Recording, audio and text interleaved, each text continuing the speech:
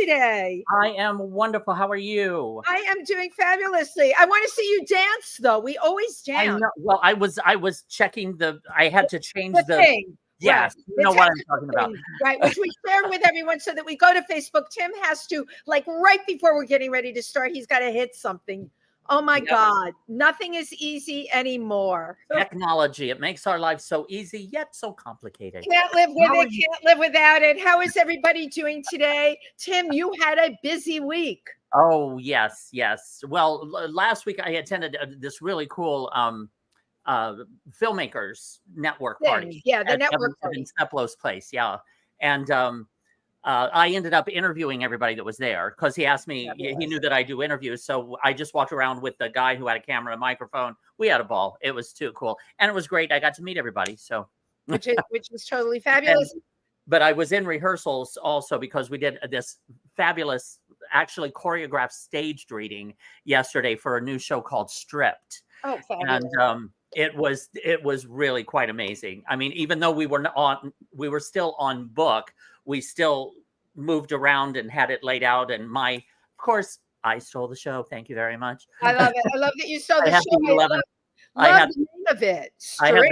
I had the 11th hour number. Yeah, it's about a gentleman's club. It's about a strip club in the 90s. Yeah. Wow. So, and it's fresh, it's original, it's new, it's unique. I really liked it. I really enjoyed it, being a part of it. Very, very excited for you. You know, I was out in Pennsylvania this weekend doing my Gender Bender Phoenix fashion show where gender doesn't matter at all because everyone's fluid on that runway. You put those vintage clothes on people and it amazes me what happens. You know, I don't use professional models. I just use fabulous people and they bring the clothes to life. And we really had a blast doing that. And then Sunday, of course, that was really, I had an interesting Sunday because I was at a peace rally for Kamala Harris when the day before I got stuck in the middle of a Trump train.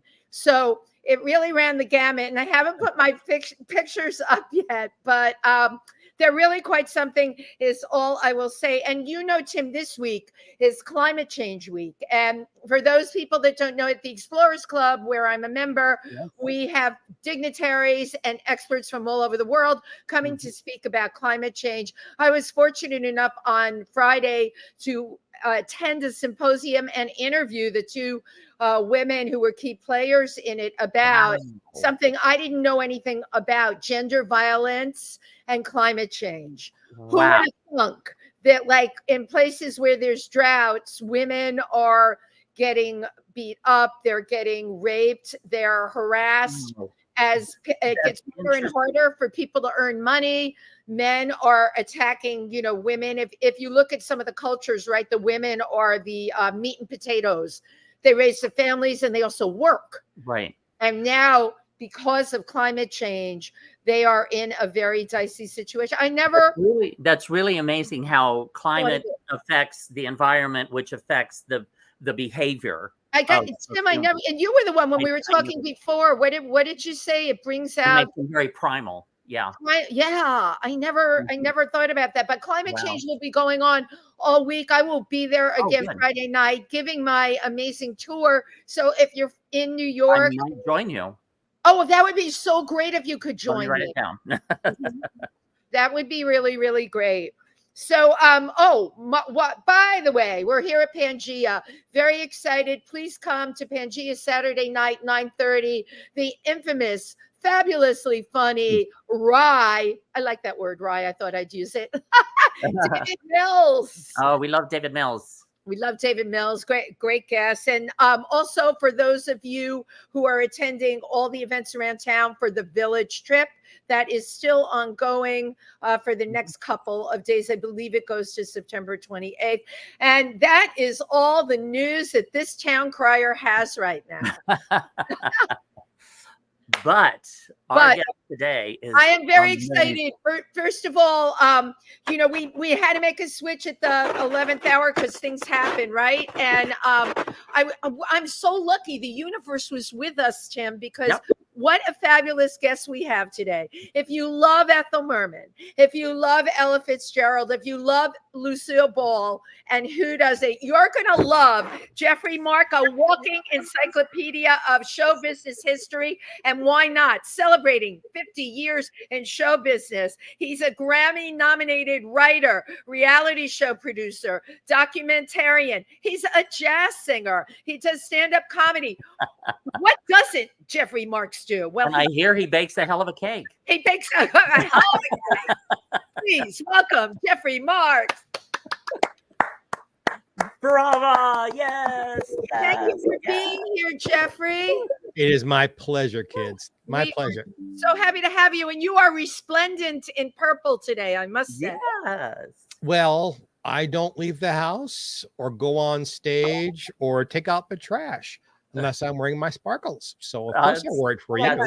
That's a good way to live. That's I totally love you already. That's like so great. That's interesting to me because I know you were born and bred in Brooklyn. You weren't wearing sparkles there. No. The sparkles were Rip Taylor's idea. Do you remember Rip Taylor? Yes. Of course. Good. Decades ago, Rip came see me perform in Los Angeles. Yeah, I had already, I had done 5 off-Broadway shows and 1 on Broadway, and I've already made a couple of films, and I already had a couple of books out. And he said, we must go to dinner. I said, fine. And of course, I got the check. It was worth every penny. That was an investment in your career. Yes. We went to dinner at a hangout that half of Hollywood used to hang out at this place, the Hamburger Hamlet on Sunset Boulevard. Oh my God. And they had a celebrity room, and you didn't really sit there unless you were one, and you could go from table to table. Anyway, I'm getting off the story. So we're sitting down, and Rip orders food. And he said, Geoffrey, you are magic on the stage. Love that. Am I allowed to use language on this show? Yes, you can. Hell yes. Fuck yeah. He said, you are magic on the stage, but you dressed like a fucking accountant. That was the Brooklyn in you. No, that was him talking, not me. No, I'm saying, though, the way you were dressing was the Brooklyn in you. You know what I'm saying? It was I was wearing 3-piece suits and a tie and trying to look, yeah. 3 buttons.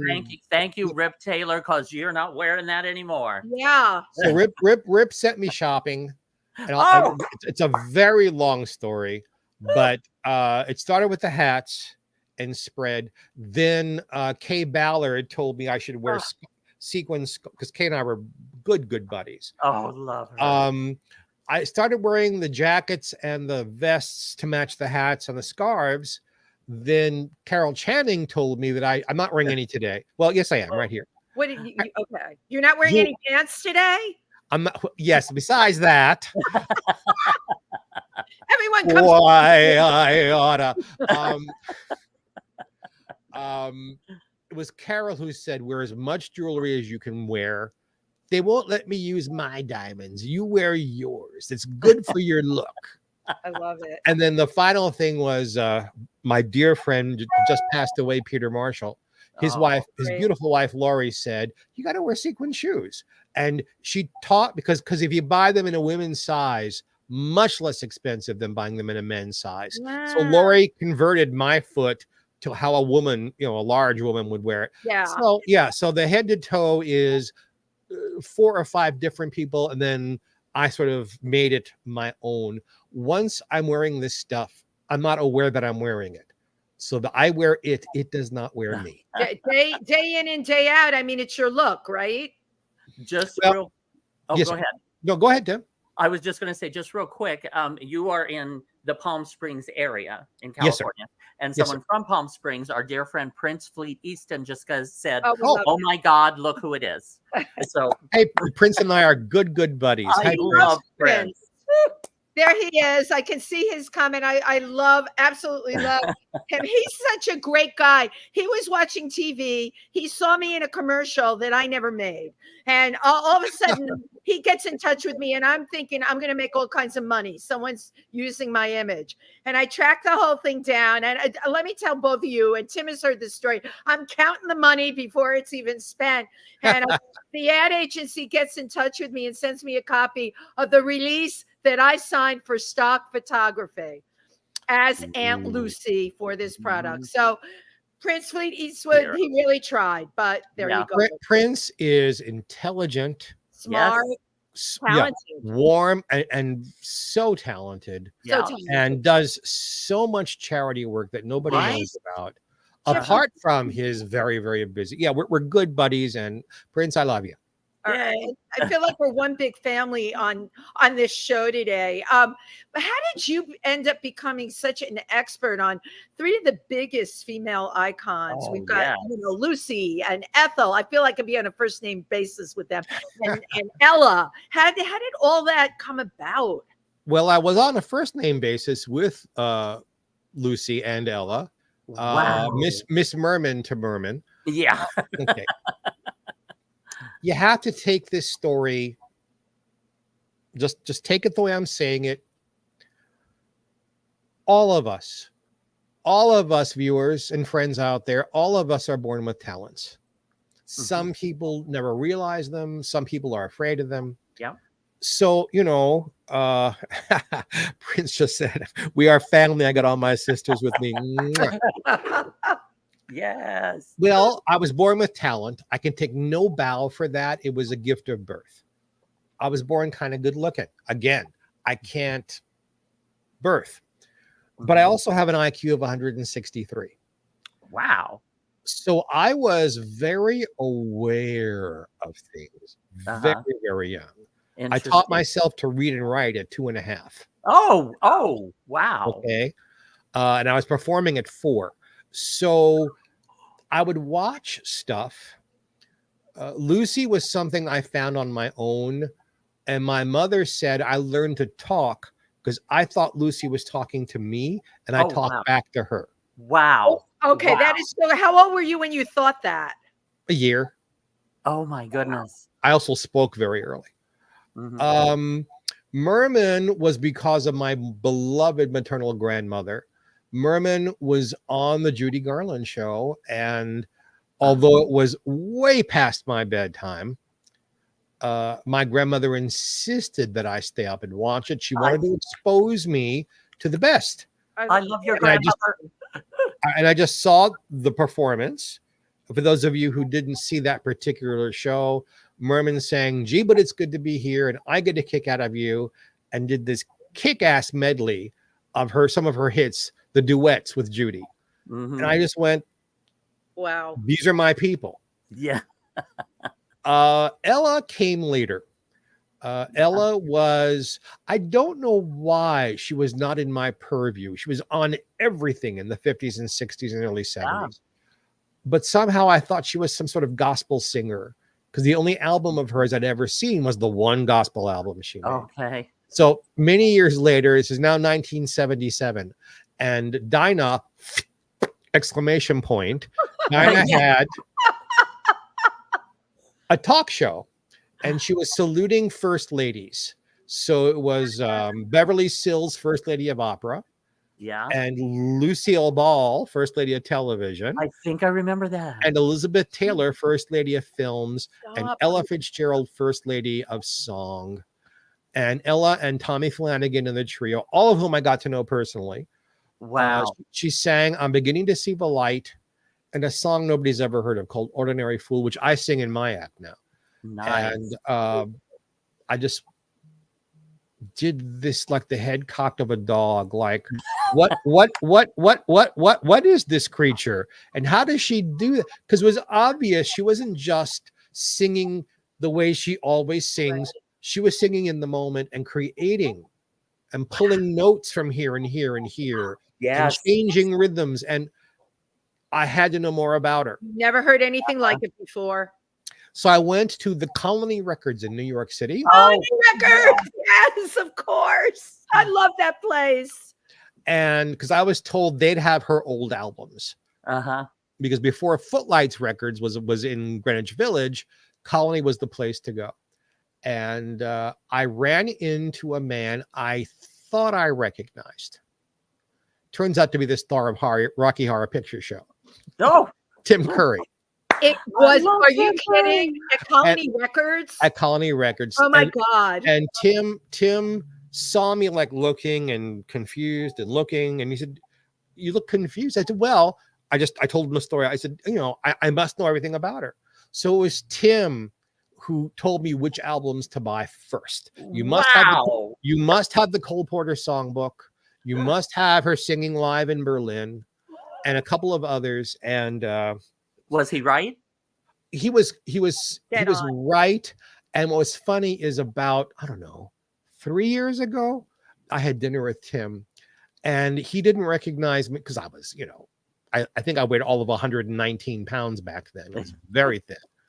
And but when I told him the story, he was, yes, yeah. He remembered the incident. Oh, wonderful. What an incredible Tim Curry story, because it was pivotal in what you never think someone's going to influence you to that degree. And then you know what? I've never told that story on the air before. Wow. Oh, we're the virgins, Tim. It was our first year. We're virgins. That is an amazing story. Amazing story. Wow. Yeah, and again, especially like a few years ago, he was on the decline, correct? And Tim has had a stroke, a bad stroke. I'm not gonna, right. But he's in a wheelchair. He's still smoking. He's still drinking. Smoking, of course. He has this amazingly gorgeous Latino caregiver. Oh. And he's still enjoying his life. He was out having dinner with me. Attaboy. But what I mean was just your reminding him of this and taking him back. That something like that is always such a gem for a person, And he laughed. He was. Tim is still enjoying his life. I'd love to hear that. I love that you're sharing that because people seem to forget, right? In show business, people are bigger than life, and certainly Tim Curry was one of those people. So it's wonderful to hear you say, no matter what, because we all get dealt a hand sooner or later. No one goes through unscathed. How brilliant to share that moment with him, to share dinner with him, and that he has a hot Latino caregiver. You had me at that. Yeah. No, I mean sizzling hot. Sizzling hot, not just ordinary hot. It was sizzling red. And Tim deserves the best. So. Tim is still bigger than life. In the wheelchair with limited mobility, he is still bigger than life. So he got you on the track with Ella. He got me on the track, and he just ran into Prince again. He ran into Prince is on the show today, whether we thought about that or not. Part of this, I know we should bring him on the stream, right? He ran into Cheryl Benton. Cheryl Benton is the soprano of the Manhattan Transfer. Oh, and a very dear friend of mine and of his. And we need to, all three of us, Prince, we should get together and have dinner with Cheryl because she lives out here in the desert also. Wow. Nice. So how did you, you're a Brooklyn boy, right? Yeah. And it always amazes me because my late husband was from Brooklyn and we were in Brooklyn all the time. I know so many people in Brooklyn. How did you make the leap from Brooklyn to the other coast? That's a very long story. I'll give it to you in a few sentences, actually. Okay. We had moved from Brooklyn to a suburb of Baltimore called Randallstown, where I met my soulmate at the age of 13. Oh, nice. Who died 5.5 years ago from lung cancer. Oh. We had a very sidebar. We had a very unusual relationship. Because like my parents, his parents were very homophobic. Like my father, his father was an alcoholic. My father was also a drug addict and a child molester. Both of them were crooks. So we were together for 47 years. God, we never lived together. Joel married wealthy women who made sure he never had to do anything except be in show business. And but we were a couple for 47 years. Wow. Sad to say, behind their backs, but that's the way Joel could deal with it, and I wasn't going to lose. Yeah, I was going to say that the psychology growing up in that environment, it would affect your views on homosexuality, even though you are. And so his name, thank you for the honesty. I want his name to be out there. His name was Joel Kabik. Joel Kabik. And brilliant performer. And rest in peace, really. And the reason, to answer your question, I'm telling you all of this to answer your question. I got thrown out of the house because of him. I mean, my parents used other excuses to get rid of me. Right. But at 15 and a half, I was on my own. In Baltimore? Well, I was sent to the University of Arkansas at 15. Wow. You were that bright because you had such a high IQ. Wow. And that lasted a very long year and a half. And I made my first movie there. So it was ended up being, where was that again? I'm sorry, University Fayetteville, Arkansas. Wow. Okay. Why Arkansas? Do you know what they call a woman with 5 teeth in Fayetteville? No. A debutante. Well, I'm sure Arkansas certainly contributed to stand-up comedy. How did you, and why Arkansas of all places? My mother had a brother there who was an associate professor, and I signed my life away. They let a 15-year-old sign loan papers, and and I got out of there as soon as I could. I made a movie there, which was lovely because they were doing a movie called Fighting Mad with Peter Fonda. And they were using locals for the other non-starring parts. And there was a gay couple there. Wow. The funny thing about Fayetteville, Arkansas, they didn't mind the gay too much. It was the Jewish part they hated. Oh my God. Yeah. Are you a church-going boy? Meanwhile, under the president's office in the administration building, there was a very, very busy men's room that people stood online to go into to have some fun under the president's office. That was okay, but that I didn't go to church was a no-no. Wow. That is such an incredible story. So you got out of there early. Well, the professor, the drama professor there was the dean emeritus of the drama department. And I was harassed there, and he pulled me into his office and said, what's going on here with you? And he had me read 2 monologues from 2 plays. And when out loud, I mean. And when I finished, he said, you're brilliant. You're brilliantly talented. Right. So he did his best to include me, and I was in every show they did, every kind of show they did. You were talented. I mean, and then when Peter came to town for the movie, there I was. Peter was not in good shape. Unfortunately, he was, I don't know what he was taking, but he was stoned out of his mind. On something, as we say. Peter and I became friends in later years. If we'd meet at the Friars Club or at Musso and Frank's, he was constantly apologizing. I'm so sorry. I said, Peter, I was 16 years old. It's okay. You can let go of this now. You've made up for it. We're friends. And then, but that professor said, okay, you've learned all you can here. Now go to New York and work. Wow. And you did. It's amazing. It's amazing. I went back to New York right before New Year's Eve, and I was cast in my first off-Broadway show 3 weeks later. Which was, you have to tell us the name. Yeah. Go ahead. The first one was called Fellarella. It's the Cinderella story, except this time it's a boy. Right. And I played the king. But I introduced that wonderful big hit song. Ever since a woman came from Adam's rib, she's got one thing on her mind: women's lib. But honestly, I had to sing that 8 times a week for 6 weeks. Oh my God, I love it.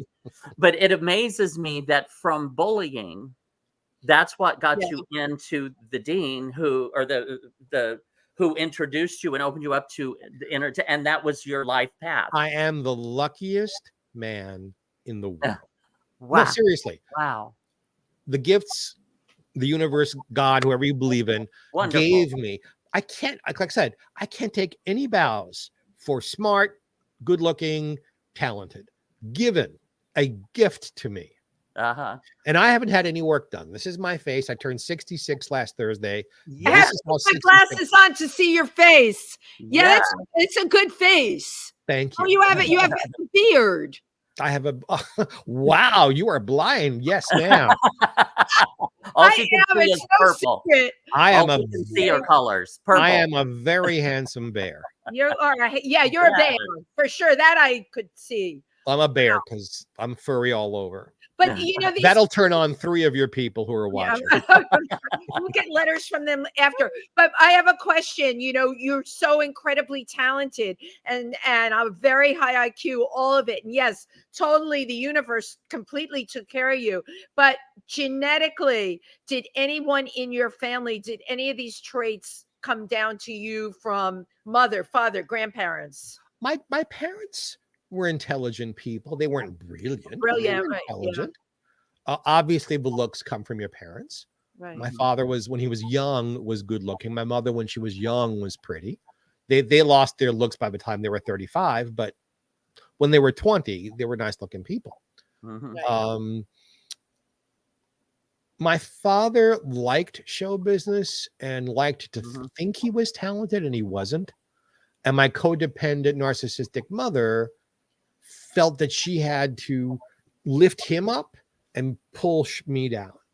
So like early in my cabaret life, when I was singing and doing comedy in clubs, my parents would come and heckle me.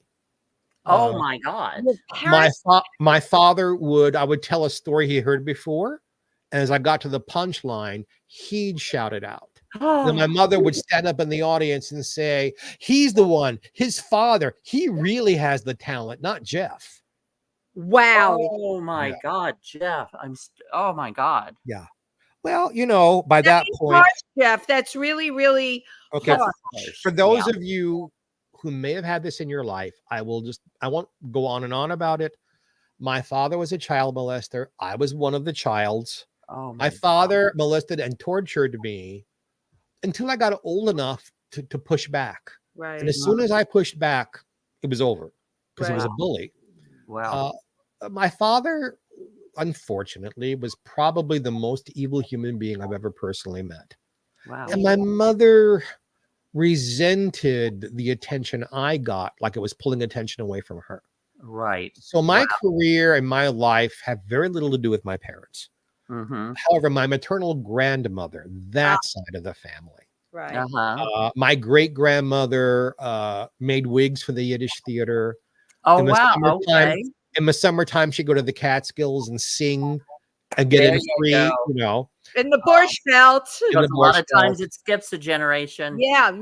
My Uncle Harry, her brother, was the highest ranking Jew in Air Force history. He was a colonel. Wow. He ran all of the Air Force hospitals worldwide. Wow. One of his sons runs Habitat for Humanity for President Carter. Oh, wow. His other son was a confidant of every president between Carter up until the Orange Cheeto. And then a niece of my grandmother owned the first legal brothel in Nevada. At a girl. An entrepreneur in the family too.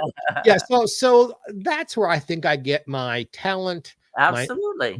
These are all very intelligent people. Right. And my ambition to accomplish something. I didn't want to just sit around like my parents did, eating and drinking coffee and talking about the good old days that had happened 3 or 4 years earlier. It's like, why are you living in the past? Exactly. And why are you just sitting here? My parents had no hobbies, no ambitions. They just wanted to eat, sit around, yak about nothing. Right. Yep. And be worshipped. for that. And it's like, it's not how it works, gang. But you know, there's a lot of people like that, Geoffrey. And you know, when you were talking about the good old days, Tim and I, we all know, we've been in New York a long time, the people that are still talking about how great the 80s was. Move on, folks. Ew, the 80s were terrible. The 80s, it was a nasty city in the 80s. You know, the city was different, but the clubs were fun. Stuck. There's people that get stuck in a time. Yeah. And you can see how that would happen. Obviously, I mean, look at you. You've been tripping the light fantastic through life. I love that you met your soulmate so young and that the two of you were together. It doesn't matter. Yeah. He married you.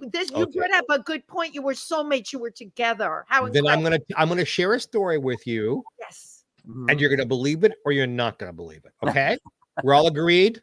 You're Agreed. not gonna lie to Tim and Wendy. Everyone tells us the truth. All right. Yep. So because I was pushed ahead in school 2 years, in those days, high school started in 10th grade. I was 13 years old in 10th grade. Wow. Found myself in a brand new high school that, you know, thank you. Again, lucky. They built a real theater, onto the school. Amazing. I mean, with the orchestra pit and the catwalks, and the lights, everything, dressing rooms, a scene shop. And Richard Skipper, hello, Richard Skipper. Why didn't you tell me?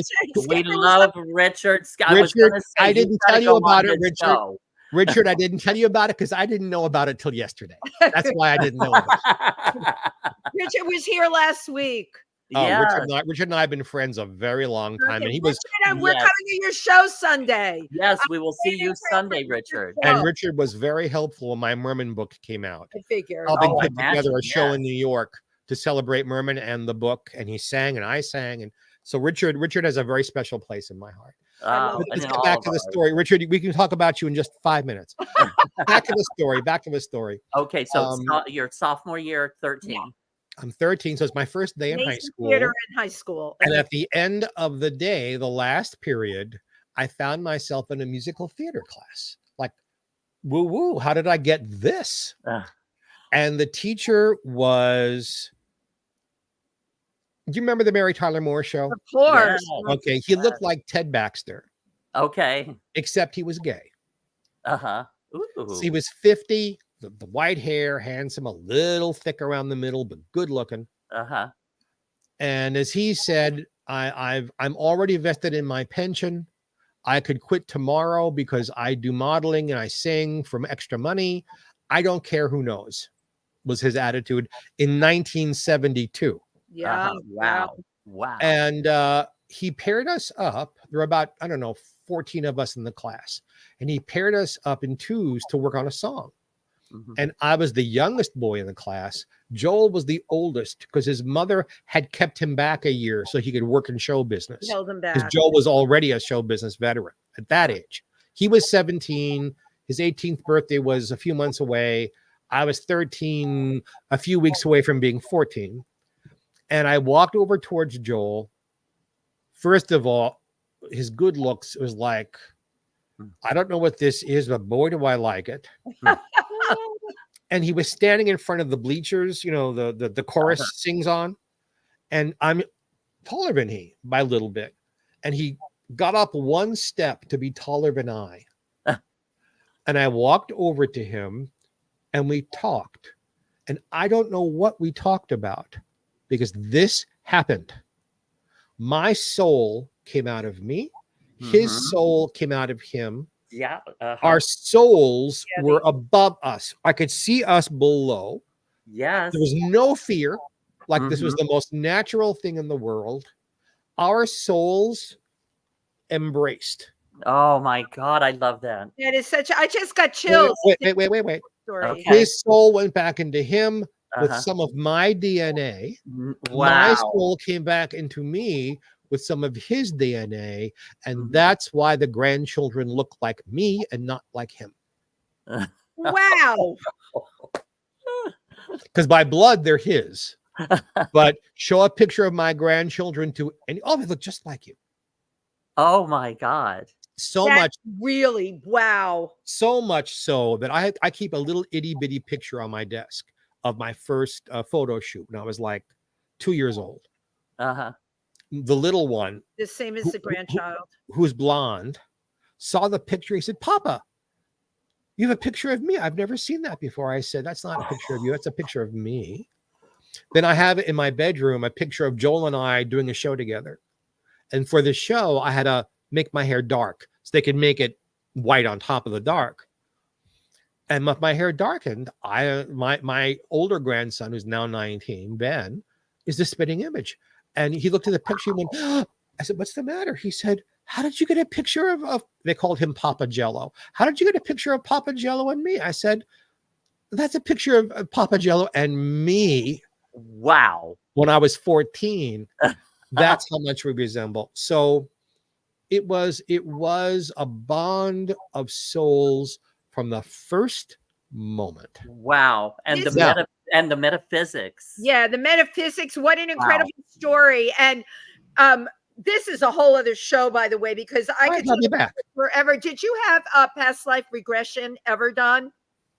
I had it done, and I don't know if it was legit because somehow I ended up being Moses. Oh. So if it's true, that explains a lot. But I can't promise that that's true. Your story is incredible. I believe every single word of it. And I would love someone that is brilliant at past life regression to sit with you, because it is, I've heard other stories like this. That's all I'll say. Right, and I'm open. Happen. I'm open to it if you find somebody on the West Coast. That is... But at 13, so all this wonderfulness is just, instant. Amazing. But how to handle it? Oh my God. There were landmines everywhere. Right? Oh my goodness. The last time I saw Joel's parents was a little bit before I got thrown out myself. And I was staying at their apartment in Annapolis, Maryland, because they owned a sub and ice cream shop there. Now, they didn't catch Joel and I doing anything. Mm-hmm. But I slept in the den on the sofa bed. He supposedly slept in his room on his bed. Yeah, not really. So we were in our underwear folding up the sofa bed, thinking no one was awake. Well, his father was not only already awake, he was already drunk. And just at the sight of us and he put two together very quickly for a drunk person and beat the crap out of Joel in front of me, calling me every awful name for gay you can think of. Oh my God. And then his codependent mother walks in, sees the handprint on Joel's face from his father, and just said, "Who's hungry? Pancakes?" Oh, wow. Joel and I put on our clothes, left without saying a word, went to their store because Joel had keys, opened the cash register. Joel took every penny out of the cash register and spent it on us. Mm-hmm. And about 2 months later, I was thrown out. And my last night, the last night of my childhood, the last night of really like having any feelings for my parents at all, Joel slept over. Wow. And this time I didn't give a shit. And we slept together in the sofa bed in the den. Incredible story. We were up all night trying to soothe. There was no hanky-panky, just soothing. Mm-hmm. I walked Joel down to his car at sunrise because my parents didn't know he was there. And he said, honestly, he said this, "How am I going to live without you?" And I said, "Joel, I got to go out there and become a star and come get you." Mm. So I had a reason for that. Wow. What a motivation. I came and got him, but he couldn't deal with the day-to-day. He just couldn't. Yeah. But the two of you were together over decades. And I guess that's the point of having a soulmate, right? The day he went into a coma was his birthday. And Julia, my stepdaughter, his daughter, put the phone up to his ear. I sang happy birthday to him, which is the last music he ever heard. was my voice singing. And I told him, okay, time to go. You need to leave now. There's no life left for you here. Right. I said, you're hurting the children. You're hurting yourself. You're in pain, even if you're in a coma. He wasn't in a coma yet, but even if you are, I said to him, let it go. Before you can blink your eyes, I'll be with you. You're not losing anything. Right. I have things to do here for another 20, 30 years, but that'll be a blink in eternity. Yeah. We'll be together. And he went into a coma about an hour and a half later. And he was stronger than we thought. He lasted about, 8 days. And I was in my bed in the other room in this house about, 3 o'clock in the morning or something. I sat up in bed and I said out loud, oh my God, he's gone. Wow. So I called Julia. Oh, hi, Papa. Oh, yeah, where are you? Oh, I'm with Dad. I said, yeah, where are you? You're not in his room, are you? She said, no, I'm downstairs smoking a cigarette in the parking lot. She didn't I said, put out your cigarette. Daddy just died. Right. Wow. She said, how they contacted you? I said, they didn't contact anybody. Daddy contacted me. Right. Because you could feel the soul leaving. Leaving. No. Yeah. In my sleep, it woke me up. And she called me back about 15, 20 minutes later. She said, how could you possibly have known? Of course, you were soulmates. I said, we were soulmates, and I'm an empath. And I said, and so are you. She said, you know what, that you can do things regular people can't? Yes, of course I know. Wow. So that's that story. So Geoffrey, and I'm not telling you anything you don't know. We're having this discussion. He's with you now. He visited, what day was it? I'm going to be performing at my own party. So I'm a pro, I rehearse. And one of my assistants was sitting here where I am, and I'm on the other side of this with a microphone in my hand. And all of a sudden he was with me, and you could see my caregiver's mouth just go, because he didn't know what was going on. But all of a sudden it wasn't only me, and I was singing differently because of it. Wow. And I told him when we finished the rehearsal, I told him what had happened. He said, yeah, I believe it, because it was almost like you just changed. See it. People could see it. Right. Wow. Yeah. No jokes, please. Joel has come into my body several times through the years. So you could feel it. That's truly amazing. Yeah. I'll make a connection between Joel and your interest in Lucille Ball or Ethel Merman or Ella Fitzgerald. The interests were already there. Yeah. Joel saw the talent in me. He knew how smart I was. So it was Joel who was pushing me. This is your life. This is the direction you need to go in. We went to see, I think, Jerry Lewis do there's a what's the theater around in Long Island? Oh gosh, I'm losing. Not sure. Not the Jones Beach Theater. No. In Long Island, there's a Westbury. Westbury Music Fair. Well, they used to have 2 or 3 of them that were owned by the same people, and there was one in suburban Maryland. And Joel and I went, and we were talking, and I was telling him, I can't wait for the day when you'll be in this theater and I can come to see you. He said, and he stopped me, and he said to me, Jeff, that's never going to happen for me.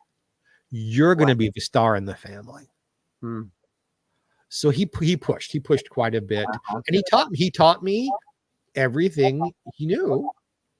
And then, when souls intermesh, there were things I had in me that I hadn't learned, but I knew because it came from him.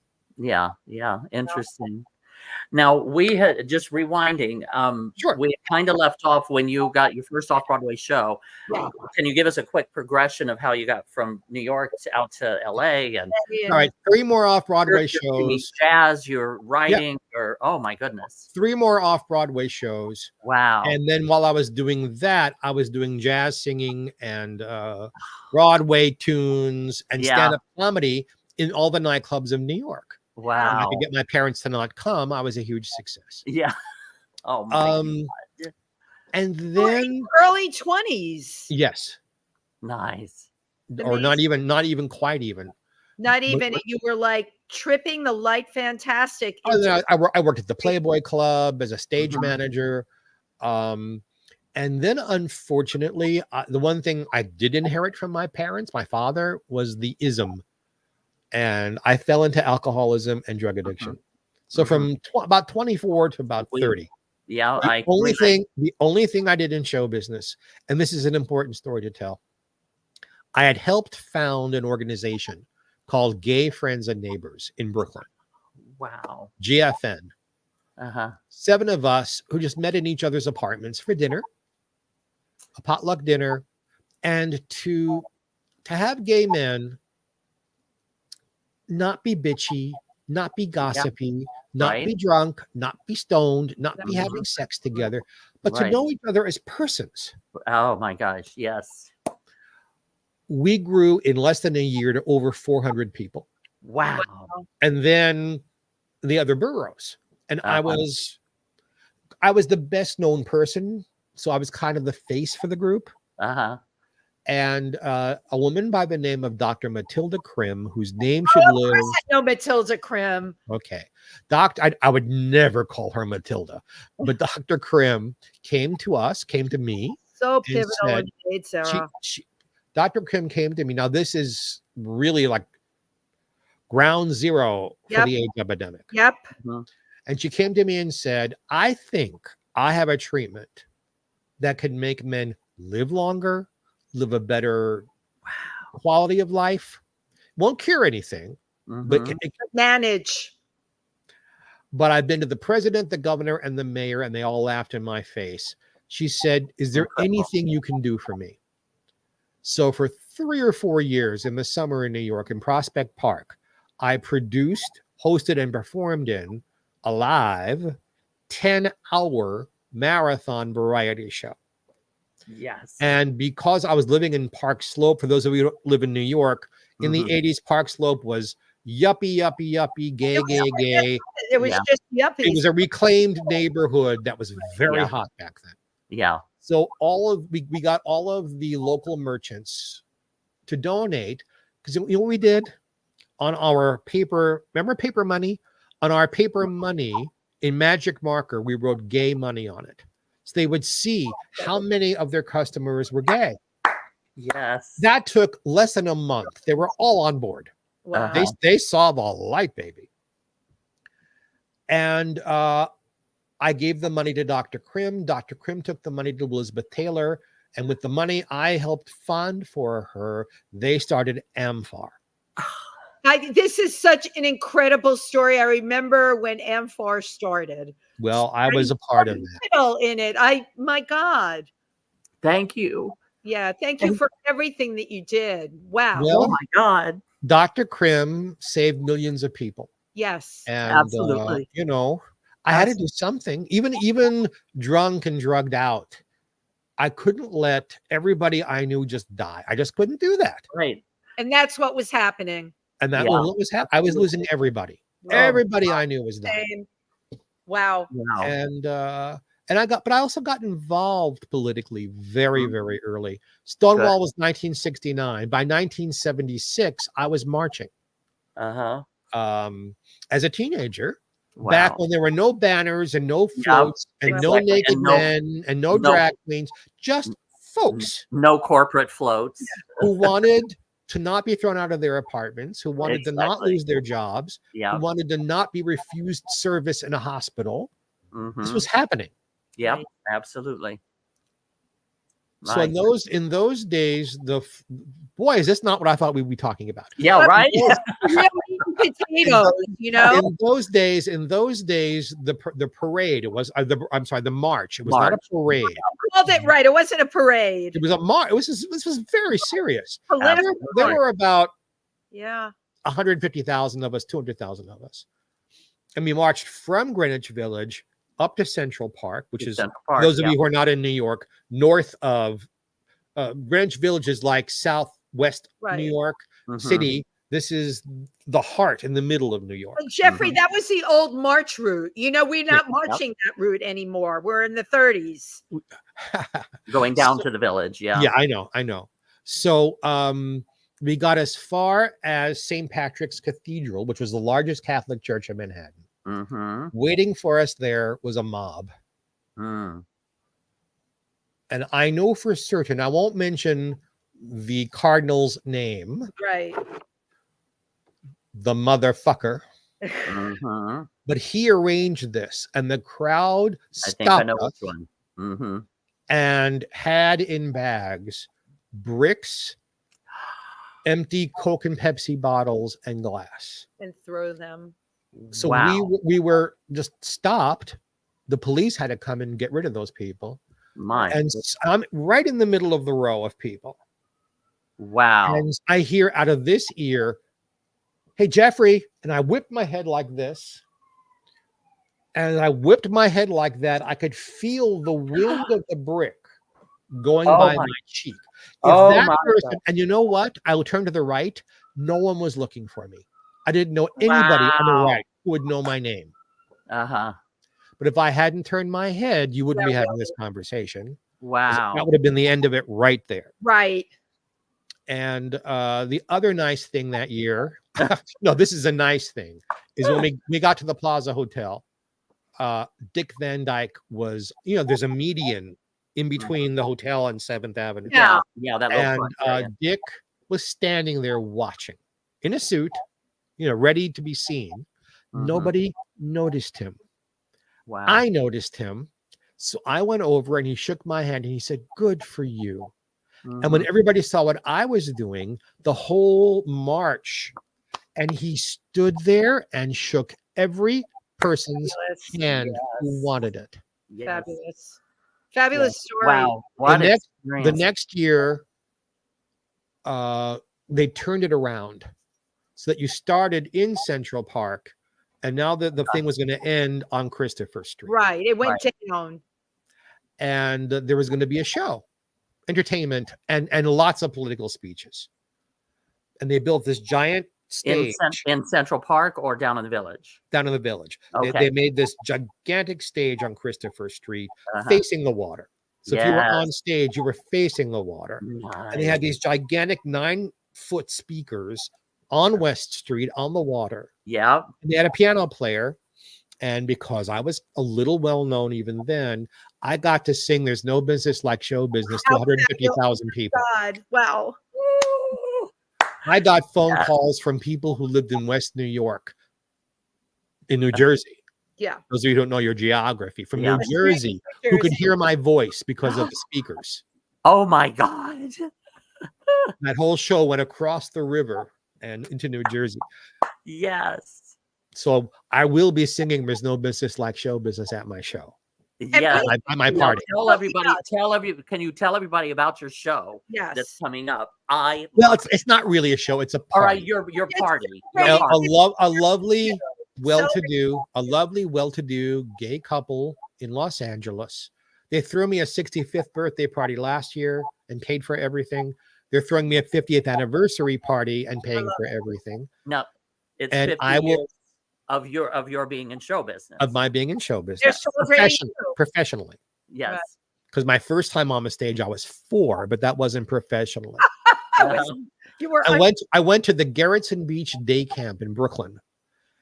Because it's what you did back then. You sent your kid to a day camp in the summer.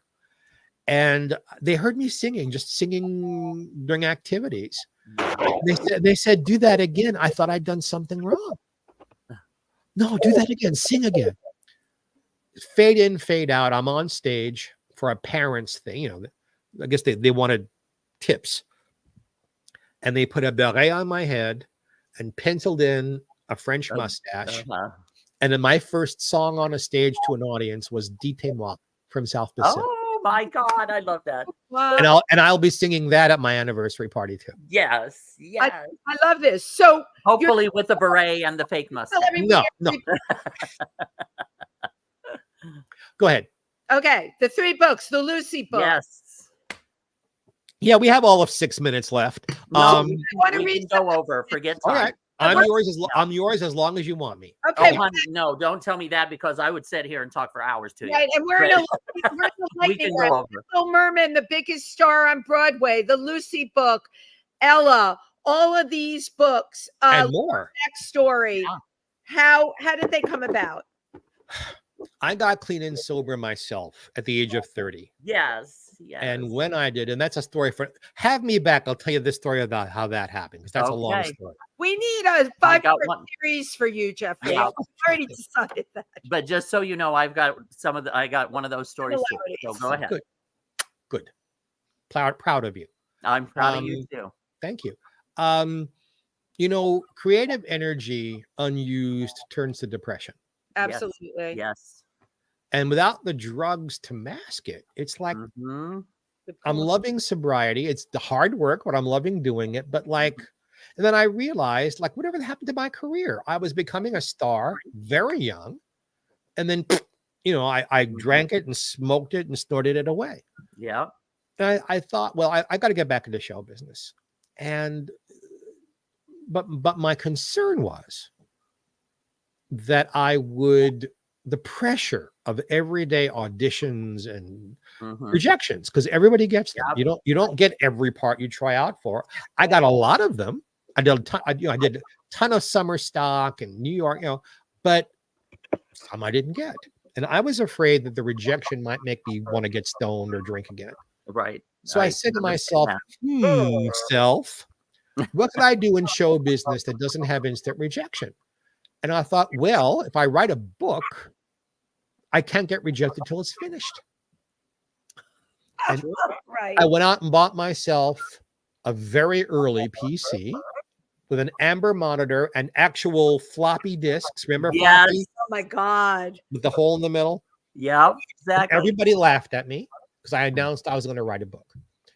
I went to see Ella at the Hollywood Bowl. And I was with someone who, boy, these stories do get long. Val Valentine was the man who was the engineer on her best albums in the 50s and 60s and early 70s. He was now touring with her because things had gone digital, doing her sound. The person I was with lost her virginity to Val on the roof of their apartment building when she was 15 or 16. It's kismet. So she pushed her way backstage, found Val, brought him out to meet me, raved about me to Val, and Val invited me to lunch. And at the end of our first lunch in Beverly Hills, he said, young man, write a book. Yes. You know almost more about her than I do, and I've known her since the 50s. Wow. He said, write a book now while you can still interview us because we're all going to die, and you won't have anyone to talk with. Right.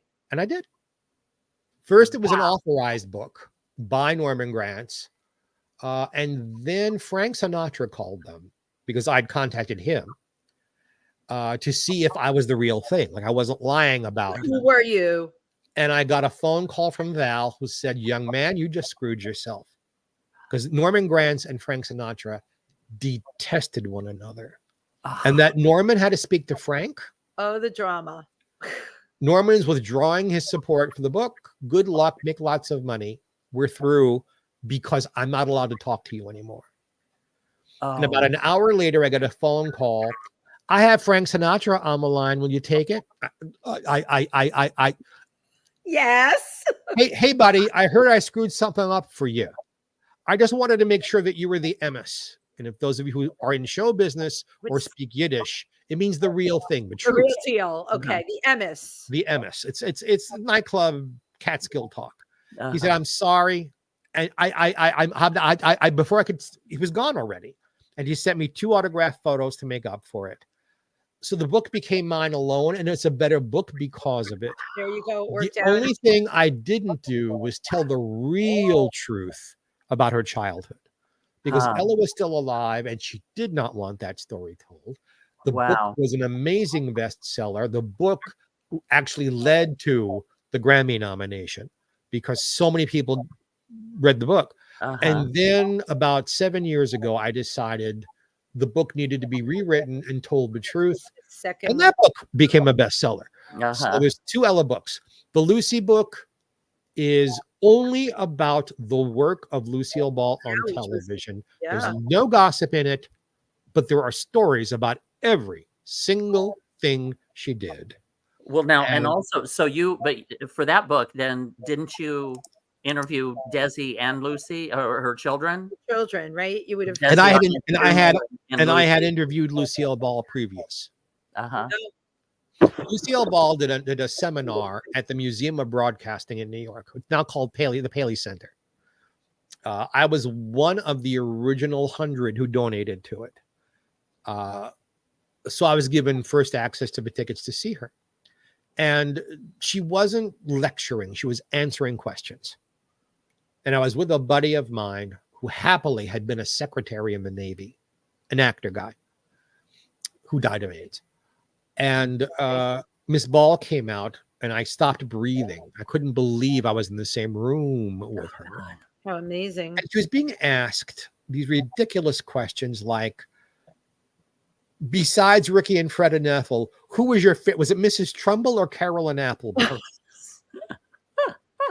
And one girl droned on about being at an acting school where she wasn't getting any parts and they were being unfair to her and she doesn't, life is sucks. And Miss Ball she pulled up her bag, reapplied her lipstick, began teasing her hair out a little bit. She fixed both bra straps. And then turned to the girl and said, "Are you done yet?"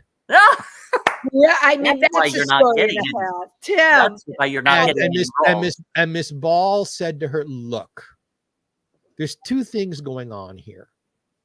Either you're at the wrong school or you have no talent." Whoa. You can fix the first, you cannot fix the second. Stop whining and go out there and help yourself. Yes. Stop whining. I was the next hand up. Now, they're on a ersatz stage, and Gary Morton, her husband, was sitting on the stage. Wow. And she said, "You, the boy with the red beard in the audience." And Gary said, "Losey, there's nobody with a beard, Losey." And I had to be the microphone. I said, "Well, Miss Ball, there's not much left on top, but I do have a red beard." And she went, "Ah, ha, ha, ha." So I made Lucille Ball laugh. Right then and there, my career was set. Love it. And I asked her, I said, "Miss Ball, your good friend Jack Benny," and that got her attention, said that the reason people tune into sitcoms is because there is usually some sort of shtick that gets repeated, not every week, and not only one thing, but you rotate them and people are waiting for it. Right, and they work. I said to her, "You gave up 2 of them. The crying Jag and the spider." Now, for those of you out there who don't know what that means. I watched it. I don't remember. I watched that show faithfully. Okay. What's the spider? The spider comes from her radio show, My Favorite Husband. And it was sponsored by Jell-O and Jell-O pudding and all that stuff. Yeah. And at the end of the show, every week, Lucille Ball did the end commercial as a famous fictional character. And this week, she was doing Little Miss Muffet, who sat on her tuffet eating Jell-O pudding. And along came a spider who sat down beside her, and Miss Ball went, "Ugh." And the original writers remembered that noise. Spider sat down beside, so it was called the spider. That's great. Ooh, that's great. I didn't know. Well, I said to her, well, first of all, she was very impressed that I knew the term the spider. Absolutely. And then she said to me, "Young man, that is the best question anyone has ever asked me about my comedy."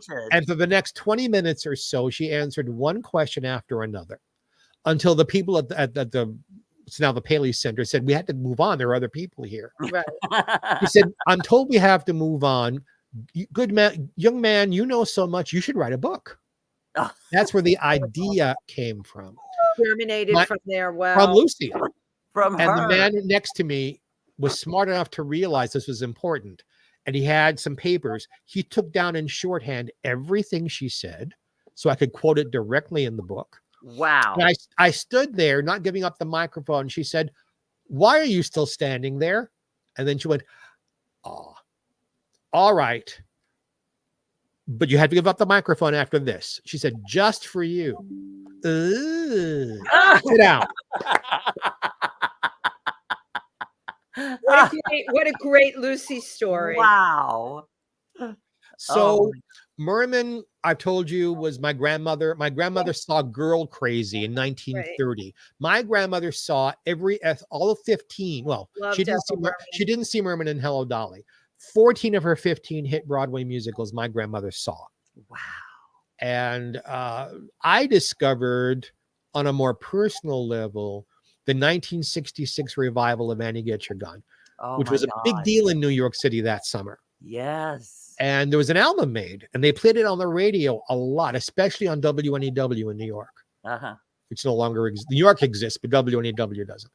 And when I was about 11, I went out and borrowed that album from the library.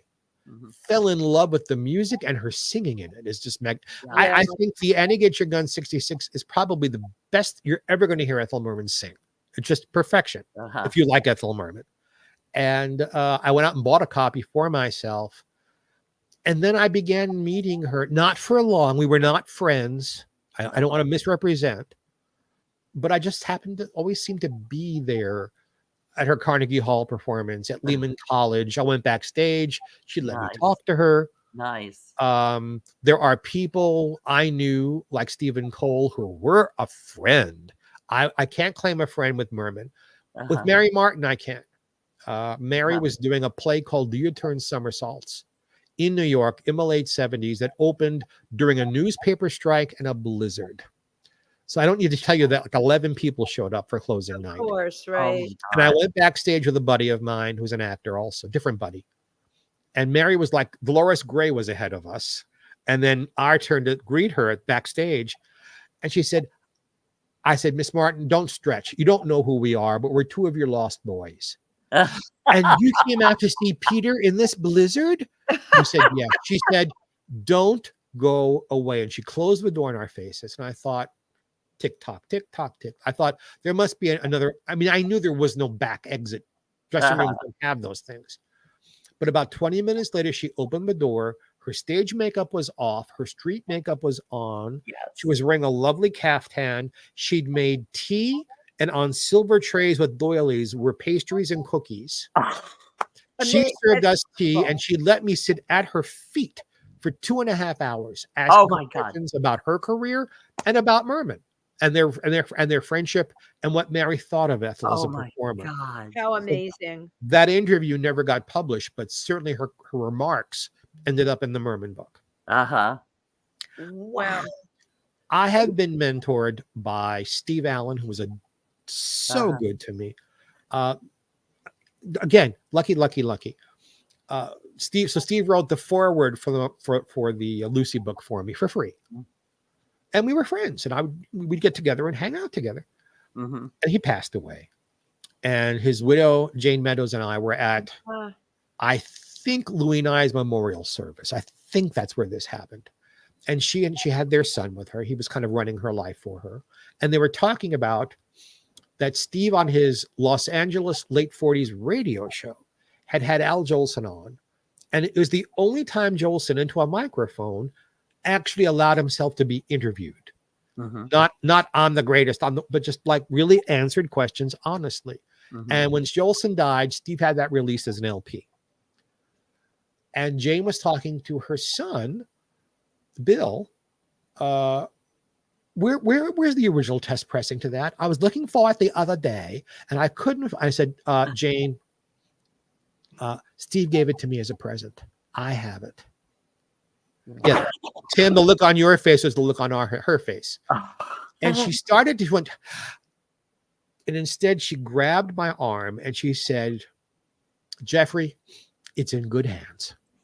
Wow. And she started to walk away and came back again, still holding my arm. And she said, I want you to know something, Geoffrey. You weren't the biggest star Steve discovered, but you were the last one. Wow.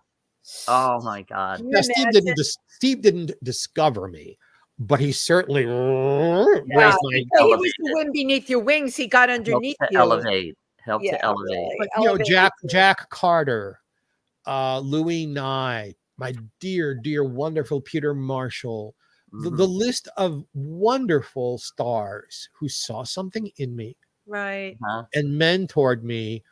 We could take up an hour just listing. There's 4 in my memoir. There's 4 pages of just names. Wow. Of people who helped. And that's fabulous, right? What an amazing life, an So, amazing experience. Your memoir is called Yes. The Devil Was Born in Brooklyn. And that's copyrighted, kids. You can't steal it. And when can we expect to see that? Next late fall.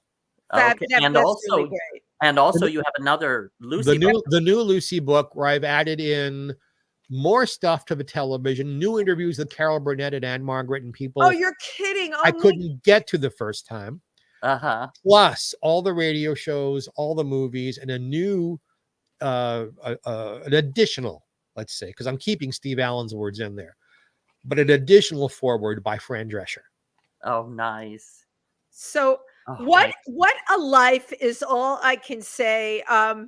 We haven't even talked about Freddie Mercury yet. Good heavens. Oh God, Freddie Mercury. You guys, I gotta read some comments. I'm actually first, can we please? Yeah.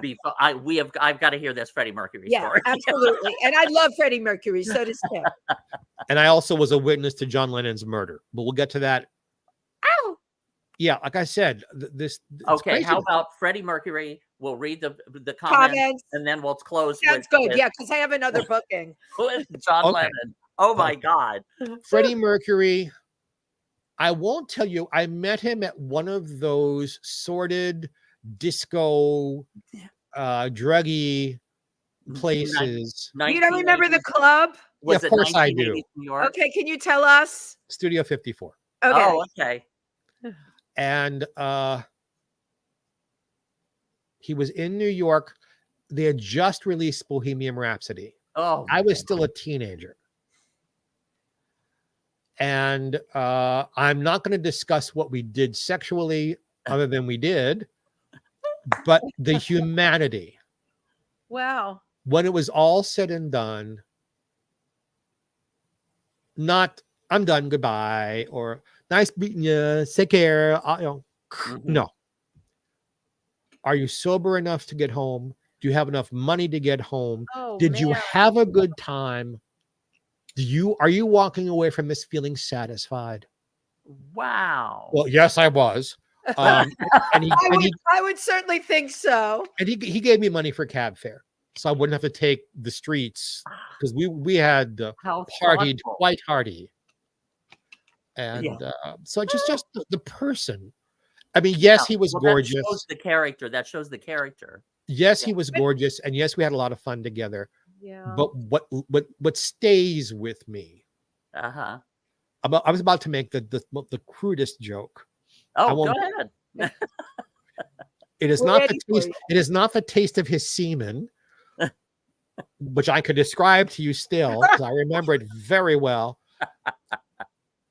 But the humanity of the person. That's beautiful. And he was drunk and stoned too. It wasn't like he was sober and I was partying. Right. I don't know if you guys ever went to the Studio 54. Oh my God, I was written up all over. You need to get my book. It's called She's the Last Model Standing. I am one of the original Studio 54 girls, but this show is not about me. It's about you. So let's. Right, but you know what was on every table at Studio 54. Oh yeah. And John Lennon. Did you need to answer a question first, young lady? No. Okay. No, bring it on. My best friend in the world, who's still all these years later, I met her in the same class I met Joel 2 days later. I am the godfather to her children. I picked out her husband for her. We were very close. She lived on 72nd Street, where the Dakota was, but across the street and then 3 apartment buildings down. I know that block well. And there used to be a restaurant called Noodles in the lobby of her building. And we were going out for a very late supper back when you could do that in New York City. So it was a cool evening out. I didn't feel like walking. So I took the subway, which lets you off at Central Park West. Yep. And then you turn you turn right onto 72nd Street. Yeah, it lets you off right at 72nd and in Central Park West, where the which is Dakota where is. the Dakota is. The Dakota is right there. So in those days, when you walk down the street, the Dakota had no front door. I guess it still doesn't. Right. What it had was an archway, that and a driveway. Yeah. So that if you're being picked up by limousine, a car could come into the courtyard. Yes. Right. And you didn't have to go on the street to get into the car. Right. So facing you in that archway was a little park, not really a park. It had some benches. It had some, I think, some trees in pots. It had at night a little bit of lighting strung up so you can see where you're going. Fire, yeah, they have the little fire lanterns out front now. And I'm walking down the street, minding my own business. And as I put my foot in the archway, bang, bang, bang. I whip my head over. Now, Yoko was all the way against the back fence, cowering. I couldn't really see her. But Mark, the guy who, what was his name? The guy who shot him? I don't remember. Okay, we'll call him guy who shot him. Guy who shot him was underneath the light. So I could see him. You were there for that. Perfectly. There was a body in front of him because the gun was still like this. I didn't know who it was. The only person I could, thank you, Mark Chapman. Thank you, Wendy Stuart. Oh, okay. See, it's good to have friends. I couldn't, but I could be seen, and Mark turned and looked at me with the gun now facing at me. I hightailed it out. So I ran to Phyllis's building, went upstairs in the elevator. I had a key to her place. I let myself in. She was taking a bath, and I was shaking. So I went into the bathroom. I sat on my john while she bathed. Yes, we were that close. And she said, go watch some television. We'll go eat something. You'll calm down. And I turned my TV on. And at that moment, the moment I turned it on, Channel 9 in New York, which used to be WOR. Yeah. WOR. Had the first flash that it was John Lennon who had been assassinated. That's when I found out it was John that I saw there. Wow. And I felt so guilty that I didn't try to help. I didn't know, is the person dead? Right. And I carried the guilt for a long time, the guilt of being a coward, because I didn't even call the police and said I was there and I saw it. Many years later, Sean Lennon took me off the hook. He said, Geoffrey, he was already dead. Exactly. You couldn't have helped him. Right. You couldn't have done anything. You couldn't have helped my mom. Absolutely. And he had the gun on you. If you would have stayed and tried to help, he might have killed you also. That would have. Absolutely. What is so amazing to me is the fact that in this whole discussion, the places you were, the people you met, why were you there? I know you're an empath, but this kind of stuff, like John, you know what I'm saying? Yeah, there's a very Forrest Gumpish thing about my life. Yeah, there is. I got to tell you. I've also witnessed 2 bank robberies. Oh my God. From the outside, just looking in the window, and you see the guys with the guns, and then ding, ding, ding, ding, ding, ding, ding. And I'm not Lois Lane. I wasn't going to stand there and take Exactly. I'm getting the hell out of here. You're there. Who are you? What are you? Why are you there? Why were you this child prodigy? Where did all these gifts? There's a million. We got to get you to a past life regression person. That's it. That's my sum total of this. Because I got to know more. I want to read some comments too. Yeah, you are totally fascinating. Our dear friend Suze Genero from she's a designer in Massachusetts, says hello, dolls. Lori Towers, PR woman here in New York. Love Lori. She says Ethel Merman is my everything. You got good taste. Rose Trampman, our dear friend, she just says hello, dear pals. Let me see. You saw Prince Fleet and Richard Skipper. And Michael Luisi, hi loves, another wonderful friend. We got good people here. You do. Yes, you do. I think this is the first time I've done an interview where 2 of my friends were on. Because I adore Prince and I adore Richard. And again, between Wendy and I guarantee we've got hundreds upon hundreds of mutual friends. Geoffrey, I have to tell you, while My phone was stinging. It's Jed Ryan.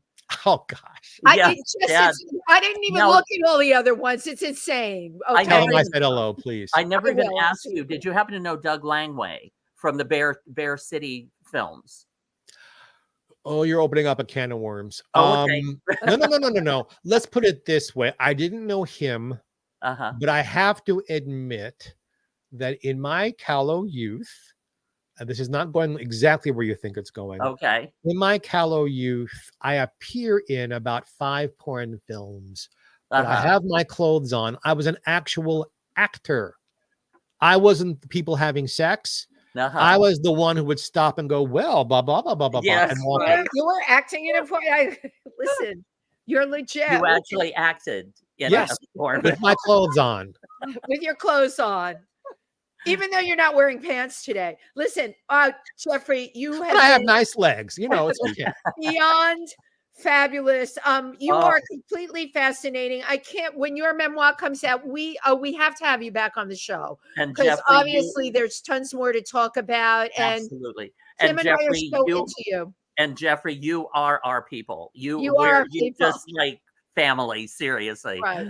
Have me on. Is contact Harlan Bowl, my wonderful publicist. Oh, we love Harlan Bowl. And yes, we absolutely will. And I'll have him make a note when the book comes out that you get on the calendar so that we can come, because and I'll read the book. So much more. You are fascinating to me. Your life is fascinating to me. And Pangea is a really cool place. Let's give them thank you for saying it. Pangea is an incredibly cool place. Send all your friends up in New York here.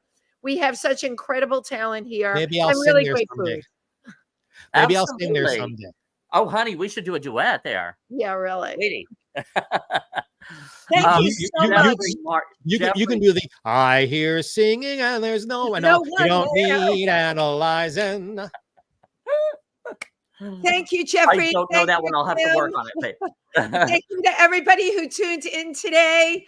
We will be back next week, and you have a fabulous rest of week. And thank you, Geoffrey Mark, and don't sign off. Don't sign off. Bye.